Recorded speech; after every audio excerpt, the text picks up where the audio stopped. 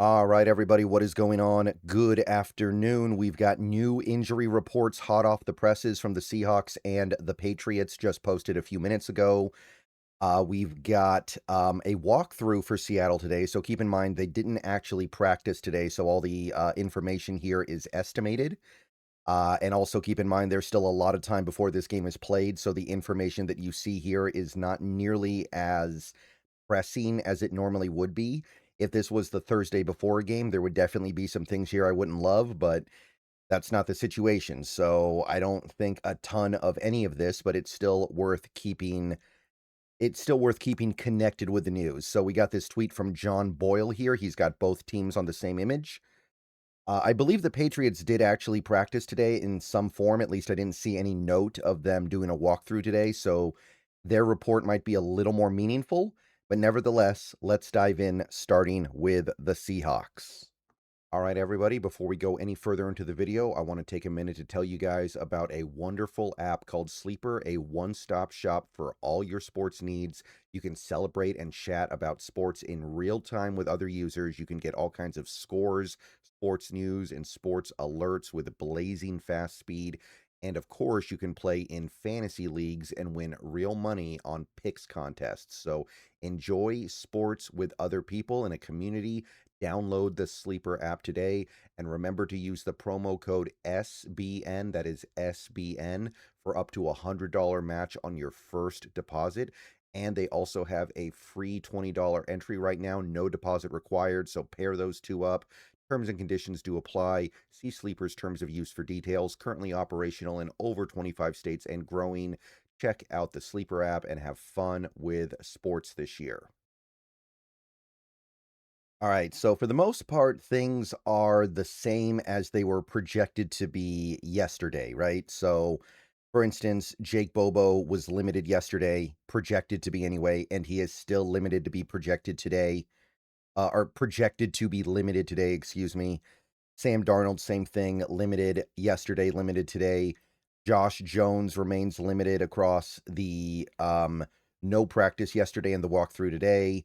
Amari Kite, DNP both days. Don't know what happened to his knee, by the way. I didn't see anything happen to him at the end of that 49ers game, but whatever happened was apparently somewhat serious. He's now missed a game and he's still not practicing.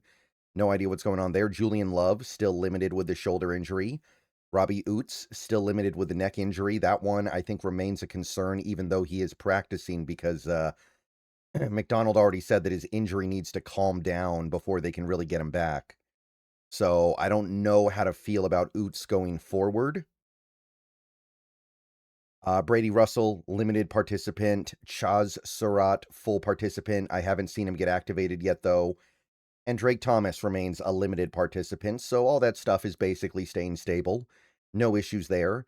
I would imagine during the bye week leading up to a Super Bowl, you would want most of your players to be practicing in a limited form, even if they're not hurt, because why would you have your guys exhaust themselves in practice when they don't need to?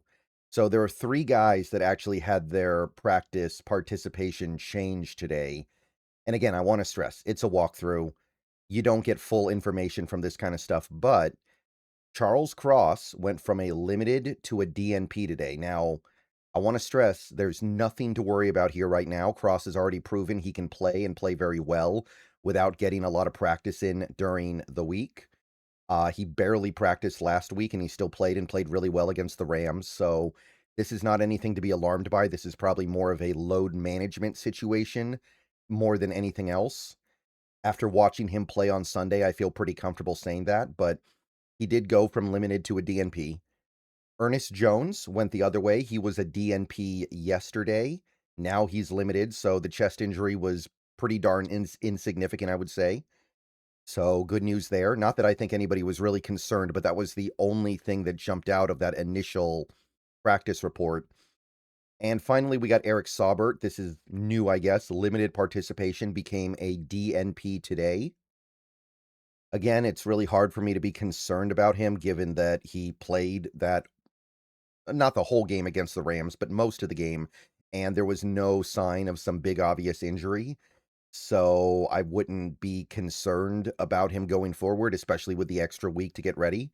It is worth noting, though, that you've still got Elijah Arroyo in your back pocket, and he hasn't been activated yet because you haven't had a plan for him. If Eric Saubert is unavailable for the Super Bowl, then maybe Arroyo becomes the plan B. So there are options there as well, but for the most part, same as Wednesday. Nothing really to be all that concerned about, I would say. It would feel better if Cross continued to get limited participation, I guess, but again, it's just one of those things where um, I feel like they're load managing him more so than they're worried about him not being able to play. All right, the Patriots, they actually, I believe, practiced today. I could be wrong, but I think they actually had a practice today. So, looking at their situation, let's get through some of the easy stuff first. Joshua Farmer, I don't think he's been activated off injured reserve yet, but he's been practicing for a while now. So, if they want him, I imagine they'll be able to activate him before the Super Bowl and have him in that game. We'll see if they feel like they need him or not. He's a rookie. So it wouldn't be surprising if they just hold him back because they don't really have a use for him. Hunter Henry and Morgan Moses, two veteran older players that did not practice yesterday because of rest. They were both limited today. So step in the right direction, but there's no injury anyway. Mac Hollins still limited with the abdomen injury.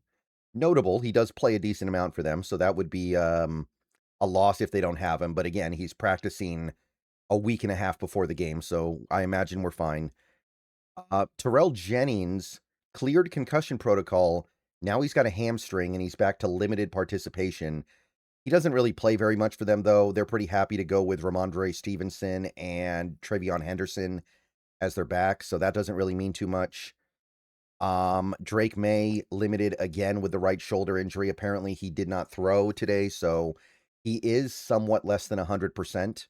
We'll see what happens as the game gets closer, but it is worth noting that normally he would throw at least a little bit in practice, and he did not. You've also got Thayer Munford with the knee and the illness, another DNP. I believe he's a backup. So that gets us to the two really notable things here. And Drake May's notable, don't get me wrong, but we all know Drake May is going to play in that game. The question is, how well is he going to be able to play? Here's the thing that is really concerning. You have Harold Landry, another DNP, Robert Spillane, another DNP. And normally I would just shrug that off, but remember, Landry did not play against the Broncos, barely played against the Texans. Spillane left the Broncos game, did not come back.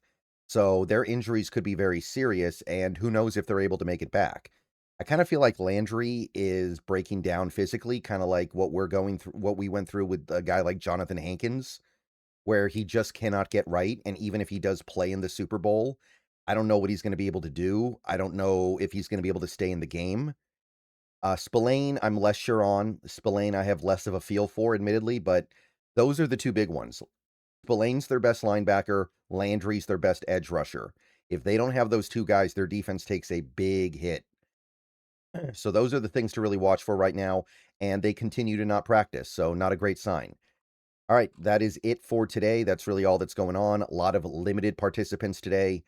Nothing to really be concerned about on the Seahawks side in my book. If things continue to go this way with Cross, maybe, but even then I would caution people to understand that there's no way he's going to miss this game unless something terrible happens in practice. And the only way something terrible happens in practice is if he practices. All right. See you guys later. Go Hawks. See you soon.